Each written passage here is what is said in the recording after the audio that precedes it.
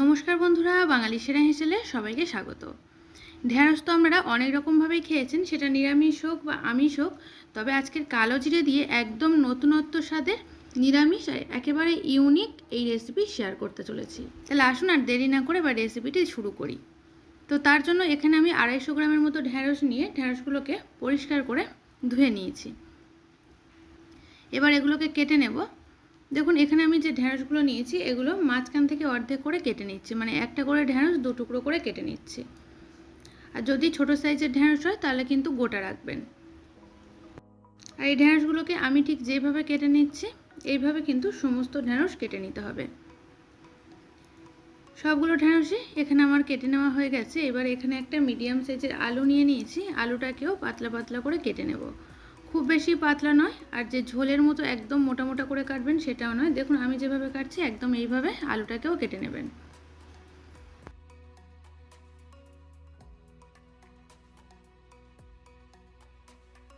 তো এইবারে এই রান্নার জন্য মশলার পেস্টটা তৈরি করে নিচ্ছি।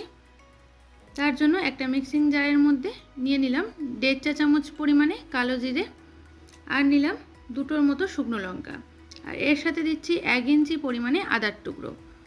এবারে অল্প কিছুটা পরিমাণে জল দিয়ে দেব, দিয়ে ভালো করে মশলাটাকে মিহি করে বেটে নিতে হবে। আর এখানে আমি কালো জিরাটা যে পরিমাণে দিয়েছি আপনারাও কিন্তু এই 250 গ্রাম ঢ্যাঁড়সের জন্য এই পরিমাণেই দেবেন। খুব বেশি পরিমাণে কালো জিরা দিলে তাহলে কিন্তু এটা একটু হালকা তিতকুটে ভাব চলে আসবে, আর তখন কিন্তু খেতে ততটা ভালো লাগবে না। তো মশলার পেস্ট তৈরি হয়ে যাওয়ার পর কড়াইতে দিয়ে দিলাম পরিমাণ মতো তেল, আর এখানে এই রান্নাটা আমি সাদা তেল দিয়ে করছি, আপনারা চাইলে সর্ষে তেলেও করতে পারেন। তেল গরম হয়ে গেছে, তেলের মধ্যে এবার ঢ্যাঁড়সগুলোকে দিয়ে ভালো করে ভেজে নিচ্ছি। আর ঢ্যাঁড়সের যে কোনো রান্নার আগে যদি আমরা ঢ্যাঁড়সটাকে প্রথমে বেশ কিছুক্ষণ নেড়েচেড়ে ভেজে নিই তাহলে কিন্তু ঢ্যাঁড়সটা খেতেও বেশ ভালো লাগে। তো এখানে দেখুন ঢ্যাঁড়সের কালার চেঞ্জ হয়ে গেছে। তো এইবার এগুলোকে একটা অন্য পাত্রে তুলে রাখছি। আর ঢ্যাঁড়স ভেজে তুলে নেওয়ার পর কিন্তু কড়াইতে দেখতেই পাচ্ছেন যে খুব বেশি পরিমাণে তেল নেই, মানে একেবারে নেই বললেই চলে। তো সেই জন্য আমি আরও কিছুটা পরিমাণে তেল দিয়ে দিলাম। এবার এখানে দু রকমের আমি এখানে ফোড়ন ব্যবহার করব, খুব বেশি পরিমাণে কিন্তু ফোড়ন দেব না। তো এখানে আমি প্রথমে দিচ্ছি একটার মতো তেজপাতা, আর এর সাথে দিচ্ছি 1/2 চা চামচের থেকেও কম পরিমাণে গোটা মেথি। এবার এটাকে নেড়েচেড়ে ভেজে নিচ্ছি। তবে মেথি কিন্তু এখানে খুব বেশি একদম লাল লাল করে ভাজবেন না, তাহলে তেতো হয়ে যাবে। তো হালকা একটু কালার চেঞ্জ হয়ে যাওয়ার পর কেটে রাখা আলুগুলো কড়াইতে দিয়ে আলুটাকেও নেড়েচেড়ে ভেজে নিচ্ছি। আর খেয়াল রাখতে হবে মেথিটা যাতে করে খুব বেশি না পুড়ে যায়।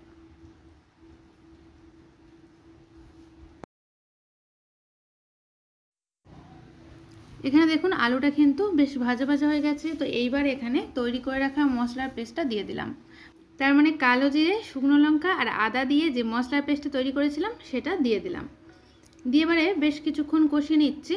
তো এবারে এখানে আমি দিয়ে দিচ্ছি অল্প পরিমাণে একটু হলুদের গুঁড়ো, আর দিচ্ছি স্বাদ মতো লবণ। আর এখানে কিন্তু আমি যেহেতু 2টোর মতো শুকনো লঙ্কা দিয়েছি সেই জন্য আলাদা করে আর লঙ্কার গুঁড়োটা দিলাম না।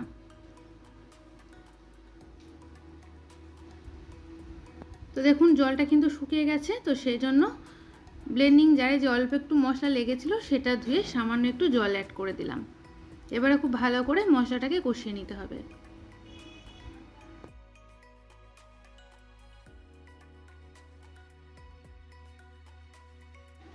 তো মশলাটা দেওয়ার পর প্রায় মোটামুটি 30 থেকে 40 সেকেন্ডের মতো কষিয়ে নিলাম। এইবারে এর মধ্যে ভেজে রাখা ঢ্যাঁড়সটা দিয়ে দিলাম, দিয়ে ঢ্যাঁড়স আর আলু একসাথে খুব ভালো করে মিশিয়ে নিচ্ছি।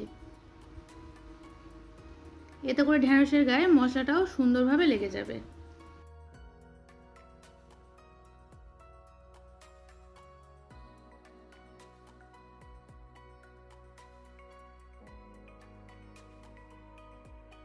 আর বন্ধুরা একদম অল্প মশলায় কিন্তু এই নিরামিষ ঢ্যাঁড়সের রেসিপিটা খেতে জাস্ট দুর্দান্ত লাগে। তো এখানে দেখুন বেশ শুকনো শুকনো করে কষিয়ে নিলাম। এবার দিয়ে দিচ্ছি পরিমাণ মতো জল।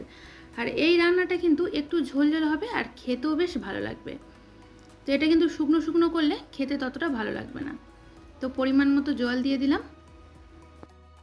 তো এখানে আমি প্রায় মোটামুটি 1.5 কাপ পরিমাণে জল দিয়েছি।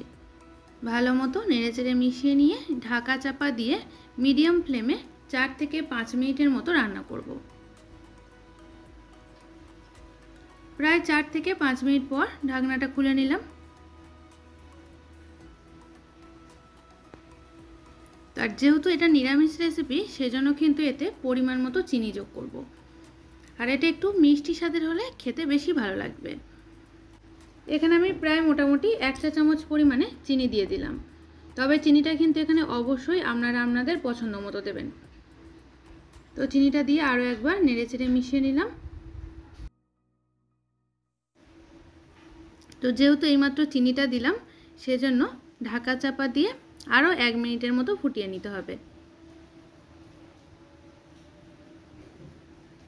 1 মিনিট হয়ে গেছে, ঢাকনাটা খুলে নিলাম। তো এখানে কিন্তু আমাদের ঢেঁড়সের ঝোল মোটামুটি প্রায় তৈরি। আর দেখে নেব আলুটা সেদ্ধ হয়েছে কিনা। তো এখানে দেখুন আলুটা কিন্তু খুব সুন্দরভাবে নরম হয়ে গেছে। আর যেহেতু এখানে আলুটা সেদ্ধ হয়ে গেছে ঢেঁড়সটা তো অবশ্যই সেদ্ধ হবে। তো এবার আমি গ্যাসের ফ্লেমটাকে বন্ধ করে দেব। দিয়ে প্রায় 4 থেকে 5 মিনিটের মতো স্ট্যান্ডিং টাইমে রেখে তারপর গরম গরম ভাতের সাথে পরিবেশন করব। আর বন্ধুরা, আজকের এই ঢেঁড়সের রেসিপিটা অবশ্যই কিন্তু একবার হলেও বাড়িতে ট্রাই করবেন। আর কেমন লাগলো সেটাও আমাকে কমেন্টসে জানাতে ভুলবেন না। আর আমার থেকে এই রকম নিত্য নতুন রেসিপি পেতে চ্যানেলটি সাবস্ক্রাইব করে পাশে থাকা বেল আইকনটি প্রেস করে দেবেন। তাহলে আমি যখনই আমার চ্যানেলে কোনো নতুন ভিডিও ছাড়ব তার আপডেট আপনাদের কাছে খুব সহজেই পৌঁছে যাবে। আজ তাহলে এই পর্যন্ত, আবারও দেখা হচ্ছে নতুন কোনো রেসিপির সাথে। সবাই ভালো থাকবেন, সুস্থ থাকবেন, ধন্যবাদ।